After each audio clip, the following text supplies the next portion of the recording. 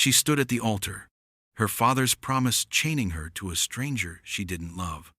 But before the vows could bind her, a cowboy rode in and stole the wedding, leaving everyone to wonder, was it reckless defiance, or the kind of love worth risking everything for? The desert sun had no kindness left in it. It stripped the land bare, baked the riverbeds dry, and pressed the people of Redwater Crossing into the shape of its cruelty. Boards on storefronts curled, paint peeled from the church steeple, and the air shimmered like glass above the dirt street. On the porch of a leaning ranch house, Celine Marlowe gripped the railing as if she could squeeze her dread into the wood. Her hands trembled, though she held her chin high. She knew the whispers that floated through town like smoke. Ezekiel Marlowe finally struck a deal. Bartholomew Crane's coming for his bride. Poor girl didn't even get a choice. Behind her, boots dragged across the porch. Ezekiel Marlowe, once a proud cattleman, now walked like a man hollowed out by whiskey and debt. His eyes were pale with resentment, his shoulders stooped with years of losing. "You'll thank me one day," he muttered, chewing tobacco before spitting into the dust. "Crane's got money, land, influence. You'll live better than your mother ever dreamed." Celine stiffened. "I don't want his land. I don't want him." His slap came fast and hard, not with rage, but with the flat, cold efficiency of a man who thought of his daughter as another possession. Her cheek burned, but she refused to let tears fall. "You'll do as you're told," he said. "Debt doesn't forgive itself." Her chest rose with fury. She could not speak aloud. She wanted to run, to fling herself on a horse and disappear into the horizon, but she had no horse, no money, no friend to turn to. Her whole life had been reduced to this, a bargaining chip in her father's last hand. As the sun sank, the church bell tolled across the valley. The sound felt less like a call to worship and more like a funeral knell. Tomorrow, that bell would ring for her wedding, and she would walk down an aisle not to a future, but to a cage. Later in her room, Celine touched the faded dress hanging from the door. It wasn't white, it wasn't new, just borrowed lace, pressed flat, a costume meant to convince the world she was happy. She sat on the edge of her bed, her hands pressed to her knees, whispering into the stillness. "No one's coming. No one ever does." But far out on the desert trail, a lone cowboy rode into the dying Sunday. His shadow stretched long behind him, as if carrying with it the weight of someone else's story. Before we ride further into this tale, tell me, what would you have done in Celine's boots? Run? Fight? Or resign yourself? Drop your thoughts in the comments. Morning brought no mercy. The church at Redwater Crossing was dressed with wilting flowers and borrowed bunting. Children were hushed as their mothers tugged at their sleeves, and men gathered at the hitching posts, spitting tobacco juice and muttering about debts, cattle, and gossip. All eyes turned when Bartholomew Crane arrived. He rode a black stallion with a silver bridle, his coat stitched with embroidery finer than anything the town had seen. His beard was neat, his boots gleamed, and his smile was a slash across his face. But his eyes, cold as flint, sharp as barbed wire. He dismounted and tossed a coin at a boy who grabbed his reins. The boy fumbled to catch it, and Crane laughed, not kindly, but as though he enjoyed another's struggle. "Fine day for a wedding," he boomed. The crowd stiffened, not daring to meet his gaze. Inside the church, Celine sat in a back room. Through a narrow gap in the door, she could see Crane shake her father's hand. "Fine stock you've raised," Crane said, smirking. "She'll suit me well enough." Her father chuckled nervously. "She'll learn her place." Celine pressed her nails into her palms until they nearly drew blood. She wanted to scream, to run, but her legs felt rooted. The dress weighed on her shoulders like iron chains. A few women peeked at her, their eyes darting away quickly. One old widow whispered, "Poor child," but no one stepped forward. In Redwater Crossing, power was respected, fear was obeyed, and compassion was whispered in corners. Celine's reflection stared back at her from a cracked mirror. Pale cheeks, trembling lips, eyes burning with a fire she couldn't let out. "If this is my fate," she whispered, "I'll walk it with my head high, even if my heart breaks." The bells began to toll. At the saloon, poker cards slapped against the table, and glasses clinked with cheap whiskey. Laughter came and went in nervous bursts. That was when the door swung open. A tall man stepped inside, hat low over his brow, dust trailing from his long coat. The revolver on his hip looked worn but well kept, like a tool that had seen its share of hard work. He walked with the ease of someone used to being watched and feared. Cassian Holt ordered whiskey. His voice carried the gravel of the trail. The barkeep poured without comment, but others whispered, "That's Ezekiel's girl, ain't it?" Someone muttered, nodding out the window. Cassian followed their gaze.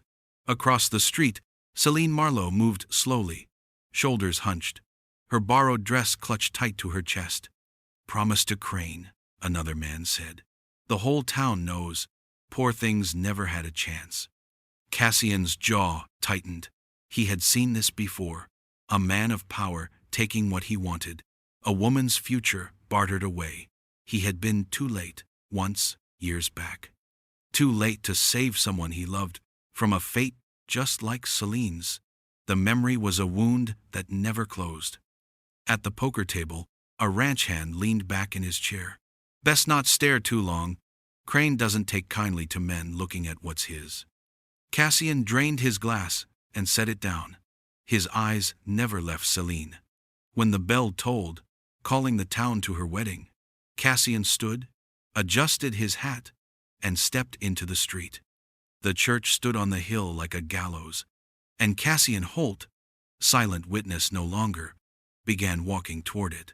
The air inside the church was heavy, stifling, as if the walls themselves understood the weight of what was about to happen.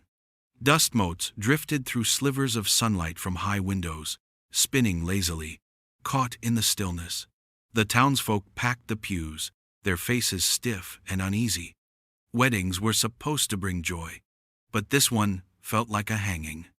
At the altar, Bartholomew Crane stood like a man already victorious. His black coat gleamed in the faint light, his silver buttons polished as if to reflect his own importance. He tugged at his gloves, each movement precise, calculated. A faint smile pulled at his lips, the smirk of a man who believed he had bought the future, one coin at a time. The preacher shifted nervously, clearing his throat as he opened the Bible. His voice wavered when he spoke, not because he didn't know the words, but because he did. He knew exactly what he was binding together. Not husband and wife, but captor and captive. The murmur of whispers hushed as the side doors creaked open. Celine Marlowe appeared at the far end of the aisle. She walked slowly, almost mechanically, her faded dress brushing the wooden floor with every reluctant step. A crown of limp flowers, already wilting, rested on her dark hair. Her eyes, usually quick with thought and fire, stared ahead blankly, as if she had locked herself inside to survive what was coming. The townsfolk shifted, unease prickling the air. A mother clutched her daughter's hand tighter. An old man muttered, "God help the girl," but no one moved to stop it. Fear of Crane outweighed pity. Celine's heart hammered with each step. Her palms were damp against the small bouquet she carried, flowers that smelled faintly of dust. The aisle stretched like a gallows walk. She thought of her mother's grave on the hill, of the laughter she had once known as a child. She thought of running, of screaming, but her legs carried her forward against her will, as though shackled by invisible chains. Crane's eyes devoured her as she approached. He did not see fear or pain, he saw possession. His jaw tightened in satisfaction. When she reached the altar, the preacher's voice broke the silence. "Dearly beloved, we are gathered here today." The words felt wrong, blasphemous, echoing in the suffocating stillness. Celine's breath came in shallow bursts. She glanced at her father in the front pew.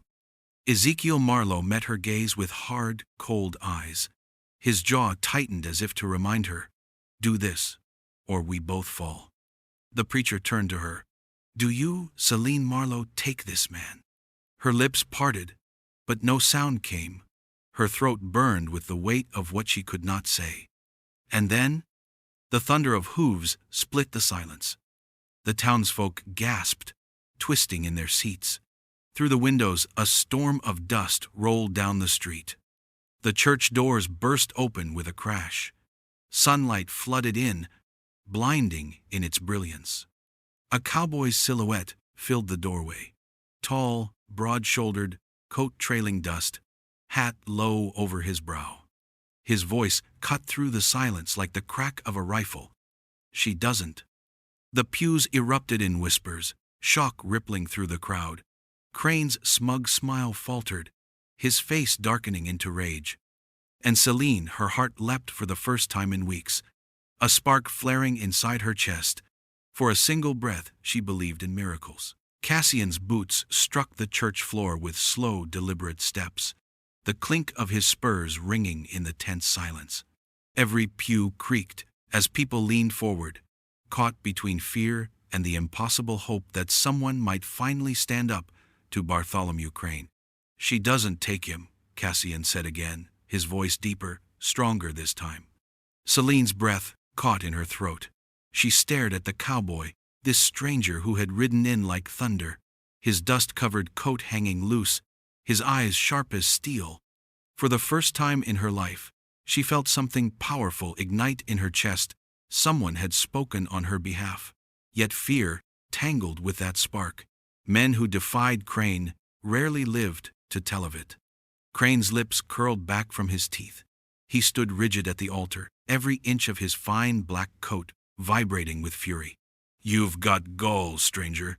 Interrupting my wedding, spitting on my name." Cassian's gaze didn't waver. "You don't own her.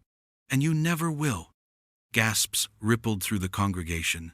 Some townsfolk dropped their eyes to their laps, praying not to be noticed in the storm they knew was coming. Ezekiel Marlowe shot to his feet, his face red, his voice shaking with rage. "She's mine to give. You hear me? Mine. You've no say here, drifter." Cassian turned slightly, not taking his eyes off Celine as he spoke. "She's not cattle, not land, not something to trade away." His words fell heavy, deliberate, like hammer blows. Then, softer. "It's her choice." Celine's chest heaved. The entire church seemed to lean toward her, waiting. Crane's glare bore into her like a brand.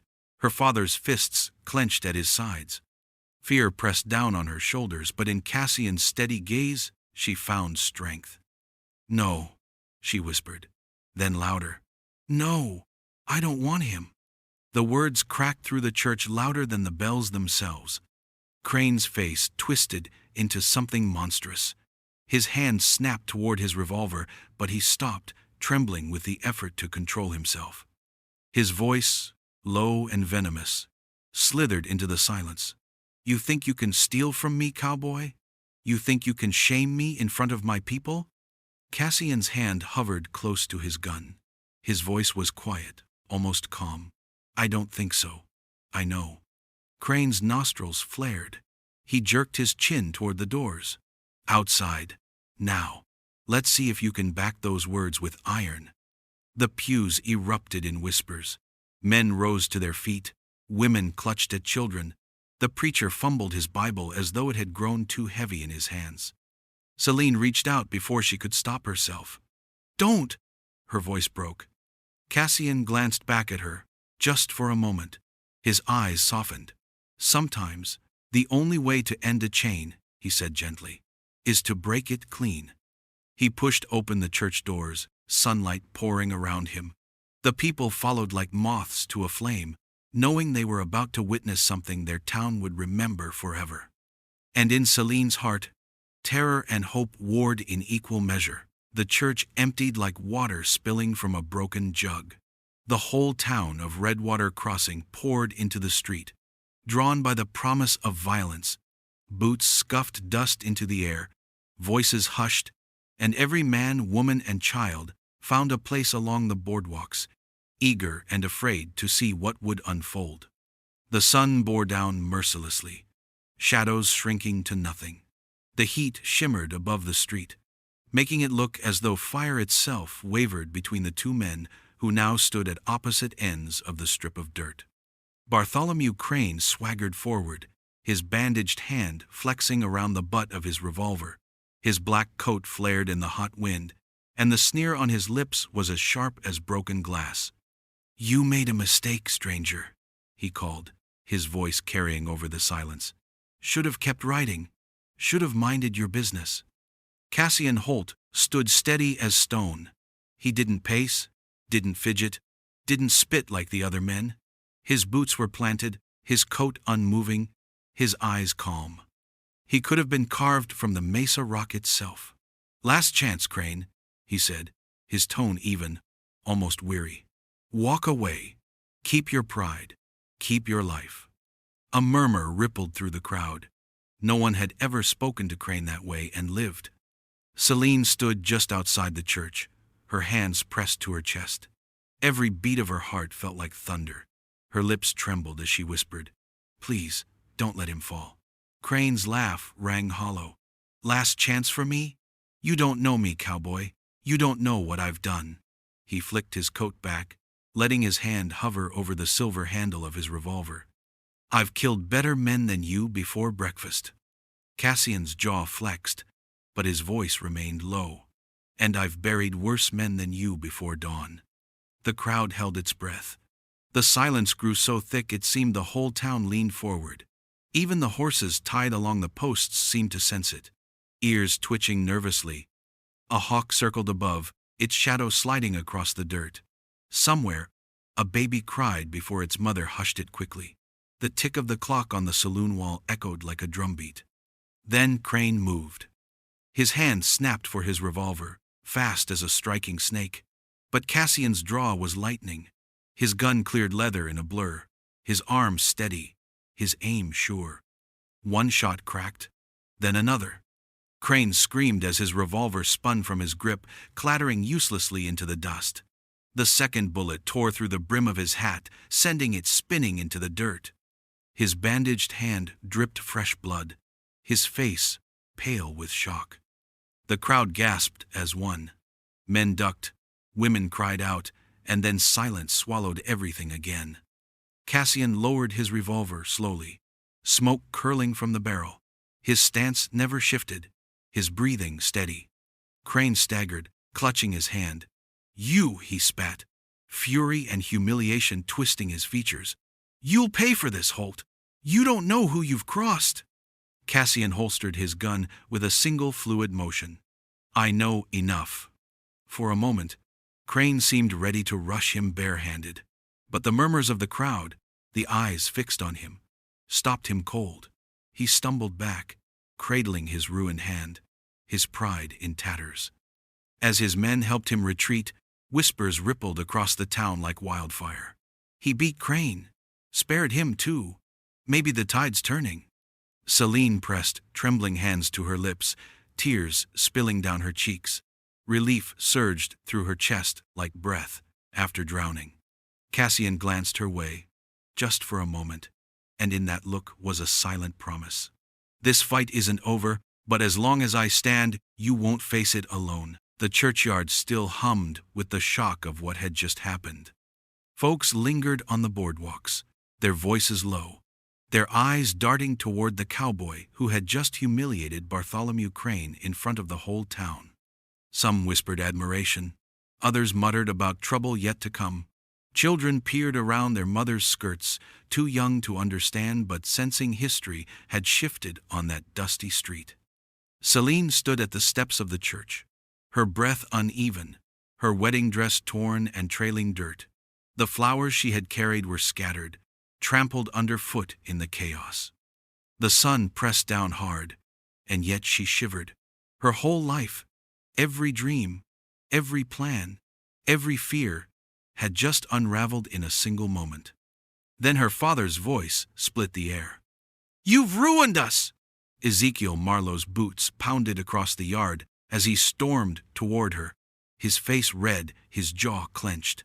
He pointed a trembling finger at her as if she were an enemy. not his daughter. Do you hear me? Everything I worked for, everything I built, you've thrown it away.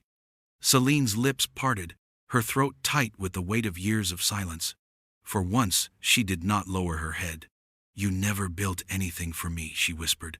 You sold me. Gasps rose from the crowd.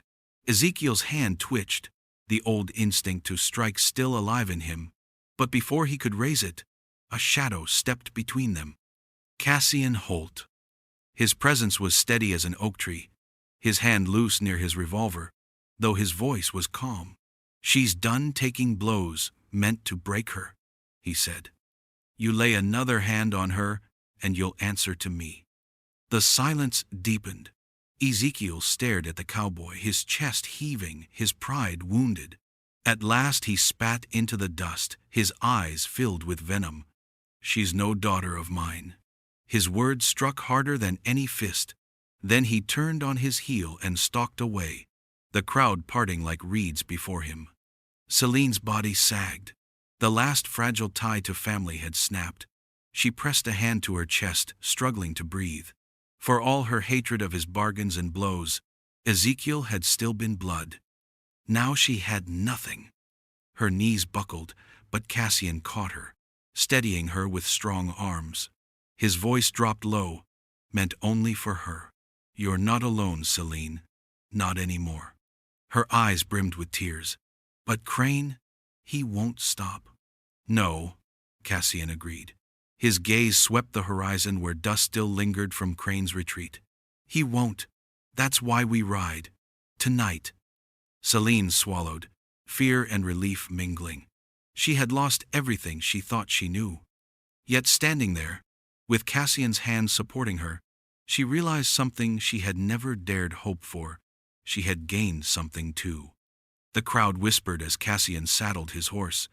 Some said the cowboy was a fool, others that he was the bravest man they'd ever seen.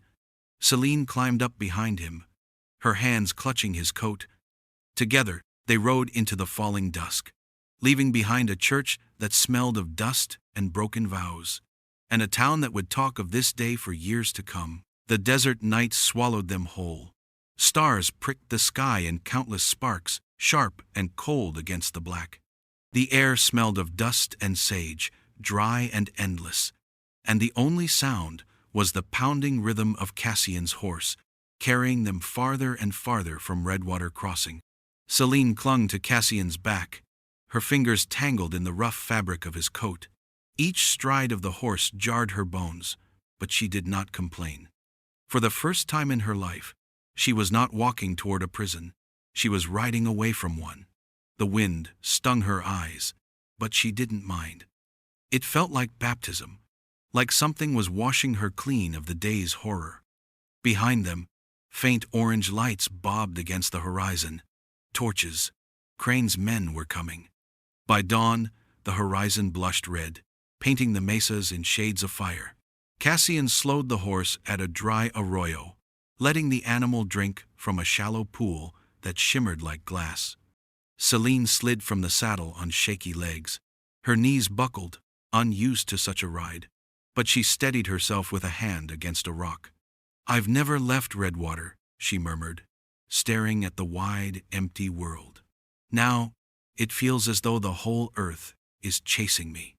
Cassian crouched near the pool, filling his hands with water and letting it drip down his neck. It's not the earth. Just one man who won't hear the word no. She studied him in the rising light. His face was cut from shadows and dust, his eyes carrying a weight she could not name. Why? She asked quietly. Why risk yourself for me? You don't even know me. He was silent for a long time, watching the ripples spread across the water. Then, his jaw tightened. Because I've seen this story before. A man like Crane takes what he wants. A girl, with no choice, pays the price. Last time, he stopped, swallowed. Last time, I was too late, and I swore I wouldn't be again. Celine's throat closed with emotion. She stepped closer, her voice almost a whisper. Then maybe I was meant to be found. Their eyes met, and something unspoken passed between them. Not a promise yet, but the beginning of one. Before Cassian could answer, the crack of gunfire shattered the stillness. Celine flinched as bullets sparked against stone. The echoes rolled through the arroyo like thunder. Crane's riders appeared over the ridge, torches flaring, their shouts carrying on the wind. "Get down!" Cassian barked, pulling Celine behind a boulder. He drew his revolver in one fluid motion, returning fire with deadly precision. Each shot rang true, each movement controlled. A rider tumbled from his saddle. Another horse reared and bolted, throwing its master into the dust. Celine crouched low, her heart pounding. Her hands trembled, but when Cassian thrust a handful of cartridges toward her, she understood. She loaded his spare revolver, fumbling at first, then steadier as the urgency drove her. For the first time, she wasn't just a pawn passed from man to man. She was fighting. The night carried the sharp scent of gunpowder, the flash of torches, the sound of hooves pounding closer. And in Selene's chest, beneath the terror, a flame sparked small but alive. By twilight, the desert bled red and gold across the horizon. Cassian led the horse up the rocky path to Red Mesa, an abandoned ranch that clung stubbornly to the edge of the cliffs. Its once proud corral lay broken, posts splintered, gates hanging loose on rusted hinges. The house itself was little more than a shell, its windows shattered, its roof sagging. "This'll have to do," Cassian muttered, scanning the land with a practiced eye. From here, they had height, cover, and a wide view of the basin below. If Crane wanted a fight, he'd have to climb for it. Celine slid down from the saddle, her legs sore, her dress in tatters, but her jaw set with determination. "What do we do?" she asked. "We make a stand." Cassian pulled boards from the fallen corral, stacking them into makeshift barricades. He overturned barrels, checked the lay of the rocks, measured sightlines with his gaze. "They'll come hard and fast. We hold them off until they break." Without hesitation, Celine joined him. She carried wood, hauled water, her blistered hands raw against the splinters. She winced, but kept going, her breath ragged but steady. Cassian watched her, surprise flickering in his eyes. "You've got more fight in you than most men I've known." Celine paused, brushing hair from her dirt-streaked face. "I've been fighting all my life," she said softly. "I just never had anyone beside me." Something shifted between them at that moment. Not just gratitude or duty, something stronger, forged in the heat of shared danger. The sky darkened, and soon torches lit the desert floor. A snake of fire moved across the basin, winding its way toward Red Mesa. At its head rode Bartholomew Crane, his bandaged hand clutched to his chest, his fury burning brighter than the torches he carried. "Give her up, Holt," Crane's voice echoed across the rocks. "Hand her over and maybe I'll let you live." Cassian stepped out from behind the barricade, his silhouette sharp against the torchlight. "You want her, Crane?" His voice was steady as stone. "Come and take her." A roar rose from Crane's men, and then the night exploded. Gunfire cracked, bullets sparking off stone, torches tumbling into the dust. Cassian moved like a shadow, each shot deliberate, his revolver an extension of his will. Men cried out and fell, horses reared and screamed, the smell of gunpowder thick in the air. Celine crouched behind the barricade, heart racing, but her hands didn't shake. She reloaded Cassian's spare revolver, passed cartridges, and even took aim herself when a rider tried to climb the rocks. Her shot went wide, but the courage it took to fire echoed louder than the bullet. Crane's fury boiled over. "You think you can shame me twice?" he bellowed. "I'll bury you both." The battle raged, torches flickering against the cliff walls. One by one, Crane's men dropped, until only a handful remained. And then, finally, Crane himself dismounted, his pistol gleaming, his teeth bared like an animal driven mad. "She's mine!" he screamed, his voice ragged. Celine stood tall behind the barricade, her voice ringing out clear, steady, defiant. I am no one's but my own. The words cracked through the chaos like thunder. Even Cassian's heart jolted at the sound of them. The final clash was at hand. The battlefield fell silent, except for the crackle of dying torches and the groans of the wounded scattered across the basin below. Smoke drifted on the wind, the scent of powder hanging heavy. Only two men remained standing now, Cassian Holt and Bartholomew Crane. Crane's face twisted with rage, his hair plastered to his forehead with sweat. His coat hung torn, dust and blood staining the fine black fabric. His bandaged hand trembled as he lifted his pistol, his eyes wild. "You think you can steal her from me?" he snarled, voice ragged, broken by humiliation. "You think you can shame me and walk away?" Cassian stepped into the torchlight, his revolver steady at his side. He was breathing hard, but his eyes were calm, focused, and unshaken. "I didn't steal her, Crane. She was never yours." Celine stood behind the barricade, her hands pressed to her lips, her heart pounding so loud she could hardly hear. The firelight danced across Cassian's profile, carving him from shadow and flame. He looked unyielding, like the desert itself. Crane staggered forward, raising his pistol with a howl. "She's mine." Cassian's voice was steel. "Number, she's hers." The world seemed to hold its breath. Crane lunged, pulling the trigger. A single shot split the night. Smoke curled from Cassian's revolver. Crane froze, eyes wide, then stumbled back. His pistol slipped from his grasp, clattering into the dust. His knees buckled, and he collapsed onto the ground, clutching his chest. His last breath rattled out of him, swallowed by the silent desert. For a long moment, no one moved. The flames guttered, the wind sighed, and Red Mesa stood witness to the end of a tyrant. Cassian lowered his revolver slowly, holstering it with deliberate calm. His eyes lifted towards Celine. "It's over," he said quietly. Celine's tears spilled freely now, but they were not tears of sorrow. She stepped forward, her dress torn, her hair wild, her spirit blazing brighter than ever. "No," she whispered, her voice breaking but strong. "It's not just over. It's begun." Cassian tilted his head, his lips curving in the faintest ghost of a smile. She crossed the distance between them, her hands finding his. For the first time, her choice was her own, her voice her own. "I'm free," she said, steady now. "And I choose you."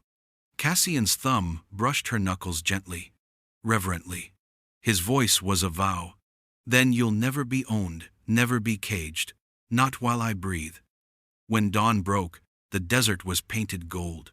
Crane's men had fled or fallen, and Redwater Crossing stirred miles away, its people waking to a new order they hadn't dared imagine. Word would spread fast. Bartholomew Crane was dead, and the man who killed him had spared the town his shadow. But Celine and Cassian didn't look back. They rode side by side from Red Mesa, their silhouettes framed by the rising Sunday. The world stretched wide and open before them, not as a prison, but as a promise. Cassian had not just stolen a wedding, he had stolen back her life. And in that theft, Celine had found the one thing she never thought she'd have loved chosen freely. If you thought these were crazy, you won't want to miss what happens in this next video.